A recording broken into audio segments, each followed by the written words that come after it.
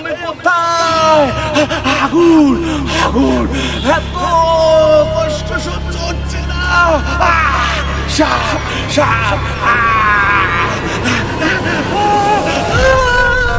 এই পাপী, তোর এখানে আযাব হচ্ছে কেন তুই জানিস না? কেন কেন কি করেছি আমি? তুই কি করেছিস একবার পৃথিবীতে তাকিয়ে দেখ।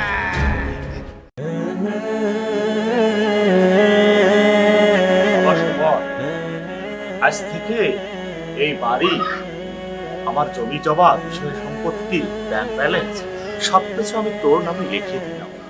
তুই আমার একমাত্র সন্তান, তাই তোর উপর আমি খুব ভরসা করি বাবা। এই নে, এখানে জমির সমস্ত দলিল আছে, তুই এগুলো একটু আগলে রাখিস বাবা। আরে কি করো, আমার জন্য দোয়া করবেন, আপনি যেন আপনার সম্পত্তিগুলো আগলে রাখতে পারেন। হ্যাঁ বাবা, তোর উপর আমার সে দোয়া আছে, তুই যুগ যুগ ধরে বেঁচে থাক আর আমার সম্পত্তিগুলো রক্ষা কর বাবা। হ্যাঁ? যা, এবার তুই তো ঘরে যা, বিশ্রাম কর, কাগজপত্রগুলো একটু ভালো করে রাখ, হ্যাঁ? আচ্ছা ঠিক আছে।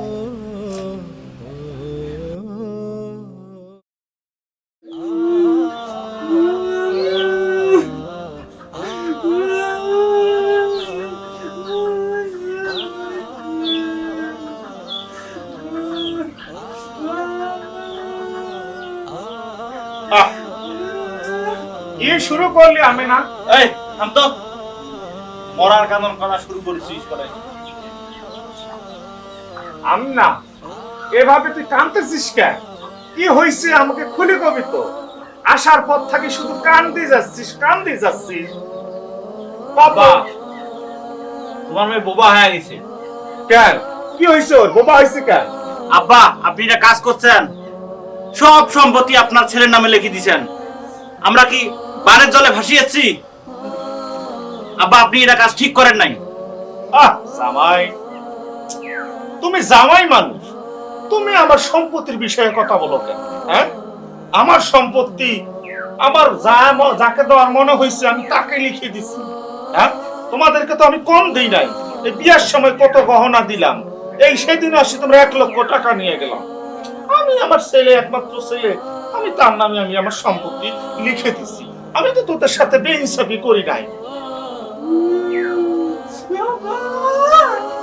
আমি না, তুমি কি পাগল হয়ে গেছো? দেখতে দাও বিষয়টা, আমি দেখতেছি। আব্বার সাথে আমি কথা বলতেছি। জামাই শুনো, এইভাবে নেতা কান্না করে কোনো লাভ হবে না, বুঝছো? তোমরা সাগাই মানুষ, আসছো 2 দিন থেকে যাও। এই আমার সিদ্ধান্ত নিয়ে তোমরা কোনো কথা বলো না তো। আমি যাকে ইচ্ছা আমি তাকে আমার সম্পত্তি রেখে দিই। তোমরা এই বিষয়ে তোমরা কোনো কথা বলো না। তোমরা পঞ্চায়েত থাকো আর চলে যাও, যা মন চায় তোমরা তাই করো। আমার নামাজের দেরি হয়ে যাচ্ছে, আমি চলে যাচ্ছি। আব্বা, আপনি এই কাজটা ঠিক করলেন না। আমি না, চলো, এই বাড়িতে আর কোনোদিন আসবো না, কখনো আসবো না। তোমার বাপ আমাদের সাথে বিয়ে জানি করছে, চলো, আর কোনোদিন আসবো না।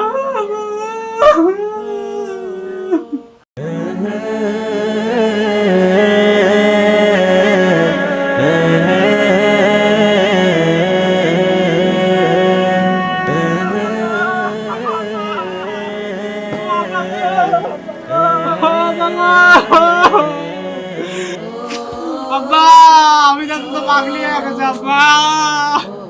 ও জামাই, পা ছাড়ো, পা ছাড়ো জামাই।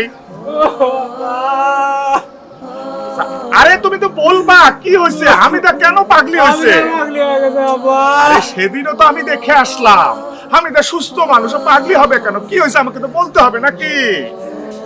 আব্বা, আপনি আপনার সব সম্পত্তি আপনার ছেলের নামে লিখেছেন আব্বা। সেই যোগে আব্বা, আপনার আমি তো সব পাগলি হয়ে গেছে আব্বা। ও, এই জন্য তুমি মায়া কান্না করতেছো না? আরে কতবার যে কতগুলো টাকা দিলাম তোমাদের, তা হয় নাই না? হ্যাঁ, সব সম্পত্তি তোমাদের দিয়ে আমার ছেলের কাছে আমি অপরাধী হয়ে থাকবো। আমি আমার ছেলের নামে সব সম্পত্তি লিখে দিয়ে আসছি, তোমাদের আমি কানা করিও দিতে পারবো না। যাও এখান থেকে, যাও। আর একটা কান্নাকাটি করবা না। কাছে খানো খানো করবা না। যাও, এই জামাই মায়া কান্না করবে। যাও এখান থেকে কানে কাছে খানো খানো করবা। ফখরুল, ফখরুল, কি হয়েছে আপনার? তোমাকে দুটো কথা বলবো আজকে, তুমি কান খুলে শুনিও। আচ্ছা বলেন। তুমি দুইটা মেয়ে জন্ম দিছো, একটা ছেলে দিছো। তা হাদিস কোরআন কি তুমি বোঝো, মানো? হ্যাঁ অবশ্যই আমি হাদিস কোরআন মানি।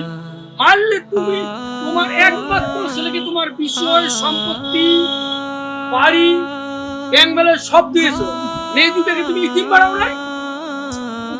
সে কইতে আপনাকে দিতে হবে। আমি কি কই বসেছি? অবশ্যই। তুমি শোনো ভাই, আমি কই বুঝাবো না তো। দেখেন বড় ভাই, আমার সম্পত্তি, আমার ব্যাংক ব্যালেন্স, আমার ভিটে মাটি, আমি কাকে দেব না দেব সেটা আমি জানি। হাদিস কোরআনে কি আছে না আছে সে কতটা আমি ভালো করে জানি, আপনার ওসব বলতে হবে না। তুমি কেমনে জানো? তুমি মুসলমান, তুমি খালি বুঝো সেটা তুমি জানো?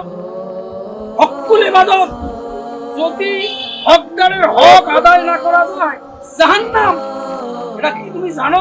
তুমি ভালো মাওলানার কাছে এই ফতোয়াটা জেনে নিও। আমাদের নবী সাহেব হযরত মুহাম্মদ সাল্লাল্লাহু আলাইহি ওয়াসাল্লাম কি বলছে? হকুল ইবাদত, এই হককে যদি তুমি ব্যাহত করছো, এর জন্য তোমাকে জাহান্নাম খাটতে হবে, জাহান্নাম খাটতে হবে। এই জাহান্নাম, আপনি তো বেশি কথা বলেন। আমি বেশি বলি কে জাহান্নাম যাবে আর কে জান্নাতে যাবে আপনি কি জানেন? এমনিতেই আমার মাথা গরম আছে। জানেন তুমি আমাকে অপমান করতেছো। আমি একজন আলেম মানুষ, এর জন্য তোমাকে একদিন জাহান্নাম ভোগ করতে হবে। হকুল ইবাদত, হককে যাই ব্যাপ করে তার জন্য জাহান্নাম, জাহান্নাম, জাহান্নাম। এই জামাই, এই চুপ, যাও চোখের সামনে থেকে বিদায় হও।